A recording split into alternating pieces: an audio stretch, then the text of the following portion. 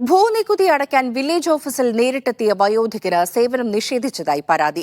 Kozhikode Poolakode village ഓഫീസർക്കെതിരെയാണ് ആരോപണം. വ്യാഴാഴ്ച രാവിലെയാണ് 72കാരനായ കോഴിക്കോട് വെള്ളലശ്ശേരി സ്വദേശി TK സുലൈമാൻ ഭൂനികുതി അടക്കുന്നതിനു വേണ്ടി പൂളക്കോട് വില്ലേജ് ഓഫീസിലെത്തിയത്. ബാങ്ക് അക്കൗണ്ടിൽ ബാലൻസ് ഇല്ലാത്തതിനാൽ പണവുമായാണ് എത്തിയത്. എന്നാൽ ഓൺലൈനിലൂടെ മാത്രമേ നികുതി അടക്കാനാവൂ എന്ന് വില്ലേജ് ഓഫീസർ അറിയിക്കുകയായിരുന്നു. അപ്പോൾ ആദ്യം പറഞ്ഞു ഓൺലൈനിൽ സ്വീകരിക്കുള്ളൂ പറഞ്ഞു.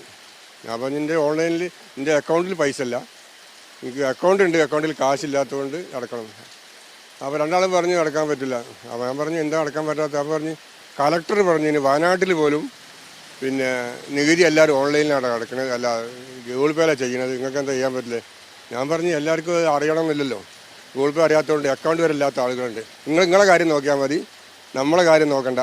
സംഭവത്തിൽ കോഴിക്കോട് ജില്ലാ കളക്ടർക്ക് പരാതി നൽകിയിട്ടുണ്ട്. മീഡിയ 1 കോഴിക്കോട്.